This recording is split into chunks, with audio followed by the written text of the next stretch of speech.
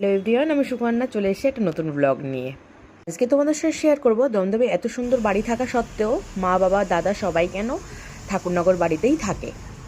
সকালবেলা উঠেই চলে যাচ্ছিলাম পাসপোর্ট অফিসে, কারণ খুব জলদি মা চলে যাবে অস্ট্রেলিয়ায় ঘুরতে কিছুদিনের জন্য। তো তার জন্য পাসপোর্টটা রিনিউ করার দরকার ছিল, তাই মা চলে গেছিলো আর সঙ্গে গেছিলাম আমরা। কাজ কমপ্লিট করার পরে আমরা চলে গেছিলাম দুর্গানগরে দিদির বাপের বাড়িতে, সেখানে খাওয়া দাওয়া করে চলে গেছিলাম দমদমে দাদার বাড়িতে। চলো আজকে তোমাদের বাড়িটা ঘুরিয়ে দেখাই। আর আমাদের এত সুন্দর বাড়ি থাকতেও আমরা ঠাকুরনগর কেন থাকি সেটাও বলছি। এই বাড়িটা আজ থেকে 6 বছর আগে কেনা হয়েছিল। এই বাড়িটা আজ থেকে 6 বছর আগে আমার দাদা খুব কষ্ট করে উপার্জন করা টাকা দিয়ে কিনেছিল। কেনার পরে মাঝে মাঝেই আমরা এসে থাকতাম, একদিন দুই দিন, বাট 2 বছর ধরে আর আসাই হচ্ছে না।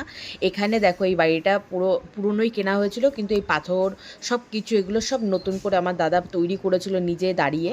কিন্তু আমরা যে থাকা হয় না, কারণ আমার মার এখনও পর্যন্ত চাকরি রয়েছে, মা যেহেতু স্কুল টিচার আর বাবা অসুস্থ, তার জন্য আমাদের গ্রামে থাকতে হয়।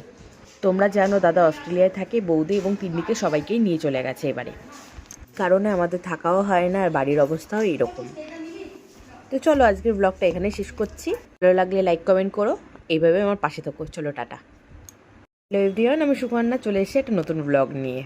আজকে তোমাদের সাথে শেয়ার করব দমদমে এত সুন্দর বাড়ি থাকা সত্ত্বেও মা বাবা দাদা সবাই কেন ঠাকুরনগর বাড়িতেই থাকে। সকালবেলা উঠেই চলে যাচ্ছিলাম পাসপোর্ট অফিসে, কারণ খুব জলদি মা চলে যাবে অস্ট্রেলিয়ায় ঘুরতে কিছুদিনের জন্য। তো তার জন্য পাসপোর্টটা রিনিউ করার দরকার ছিল, তাই মা চলে গেছিলো আর সঙ্গে গেছিলাম আমরা। কাজ কমপ্লিট করার পরে আমরা চলে গেছিলাম দুর্গানগরে দিদির বাপের বাড়িতে, সেখানে খাওয়া দাওয়া করে চলে গেছিলাম দমদমে দাদার বাড়িতে। চলো আজকে তোমাদের বাড়িটা ঘুরিয়ে দেখাই। আর আমাদের এত সুন্দর বাড়ি থাকতেও আমরা ঠাকুরনগর কেন থাকি সেটাও বলছি। এই বাড়িটা আজ থেকে 6 বছর আগে কেনা হয়েছিল। এই বাড়িটা আজ থেকে 6 বছর আগে আমার দাদা খুব কষ্ট করে উপার্জন করা টাকা দিয়ে কিনেছিল। কেনার পরে মাঝে মাঝেই আমরা এসে থাকতাম, একদিন দুই দিন, বাট 2 বছর ধরে আর আসাই হচ্ছে না। এখানে দেখো এই বাড়িটা পুরনোই কেনা হয়েছিল, কিন্তু এই পাথর সব কিছু এগুলো সব নতুন করে আমার দাদা তৈরি করেছিল নিজে দাঁড়িয়ে। কিন্তু আমরা যে থাকা হয় না, কারণ আমার মার এখনও পর্যন্ত চাকরি রয়েছে, মা যেহেতু স্কুল টিচার আর বাবা অসুস্থ, তার জন্য আমাদের গ্রামে থাকতে হয়।